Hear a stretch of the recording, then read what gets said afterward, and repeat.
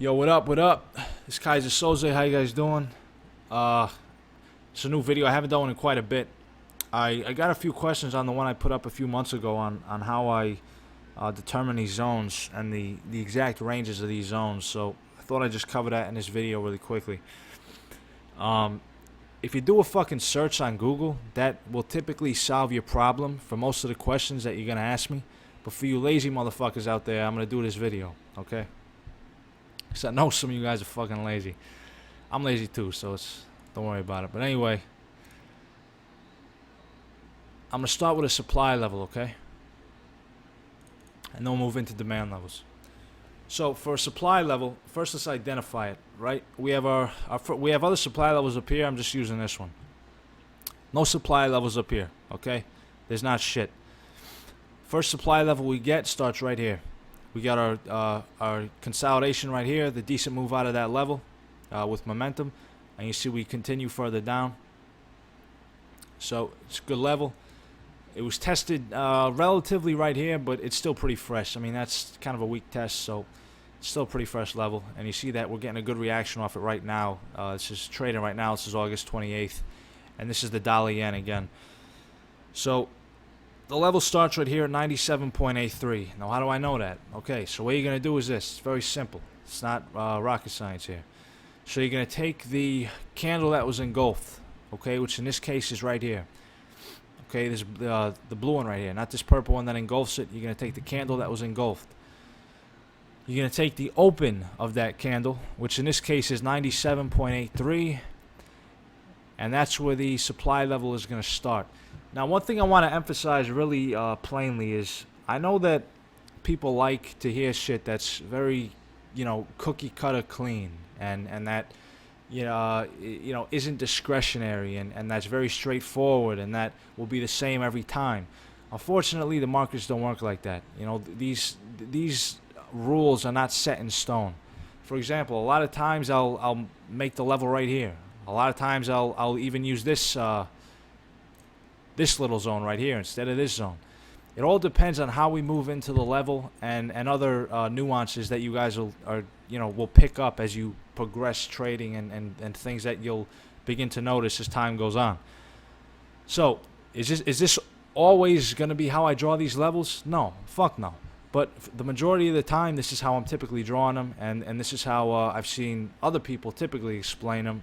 I don't really know if I trade in the conventional way that most other people trade this stuff. I'm just showing you what I do and what works for me, and what works well and what will make you money.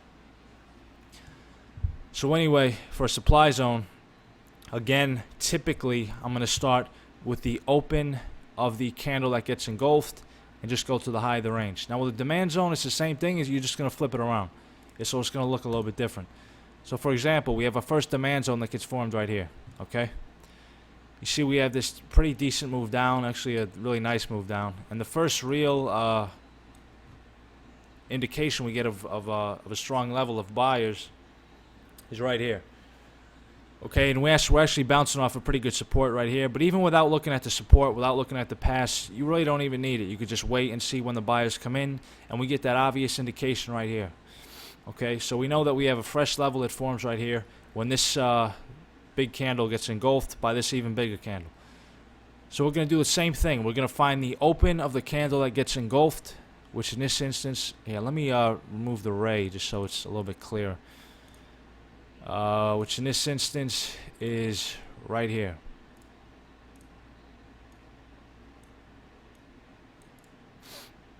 Okay.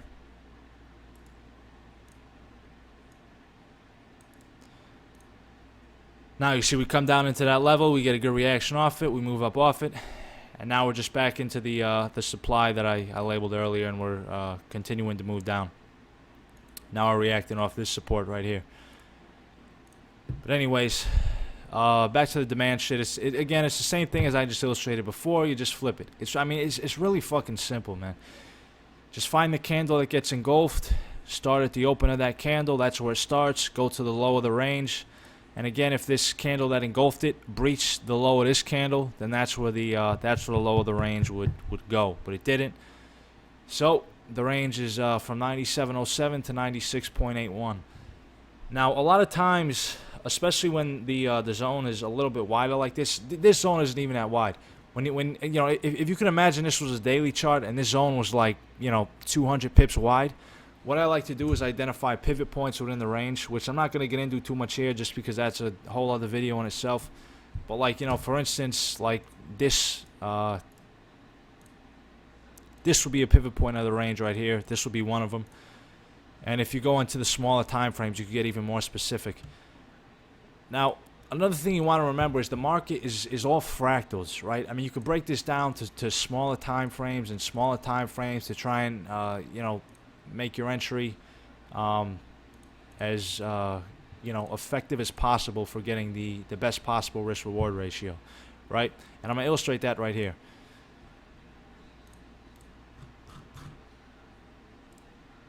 So again, we had the zone that started on the hourly time frame, okay? At fucking shit. Let me get this line first. Hold up. 97.06. So that's where it started on the hourly time frame. Now, if we break this down into a smaller fractal, it's going to look a little bit different, okay? We're going to get the zone start right here. Or at least you're going to get a second zone that starts right here. So you're going to see we get this. This is the initial reaction on the 1 hour candle that starts right here. In this candle, and you see we get engulfed pretty significantly. Then we get another one that forms right here. And again, I'm starting right here because this is the candle that gets engulfed right here. And I'm starting with the open of the one that gets engulfed. And then you see we come down and test it to the pip at 97.03. So again, this is just a case of keeping a smaller stop. Now, if you want to get in on the you know, on the touch of the hourly right there, if you want to get in at 97.07, that's fine. But you're going to have a stop that, if you're trading this like I do it, you're going to have a stop that's about 30 pips, which is, you know, depending on your target, could be fine. I have no idea how you guys are trading. If I was swinging this thing, that would be fine. But if I wanted to refine my entry a little bit, you just break this down into a fractal and just do the same thing on a smaller time frame. So you see we come down into the hourly zone.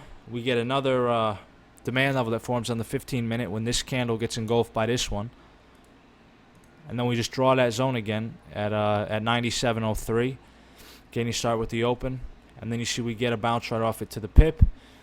And here, basically, I'm just, like I said before, managing my risk better. Okay, so instead of having a 30 pip stop, I got a 15 pip stop, which is you know, something I'm going to prefer every time.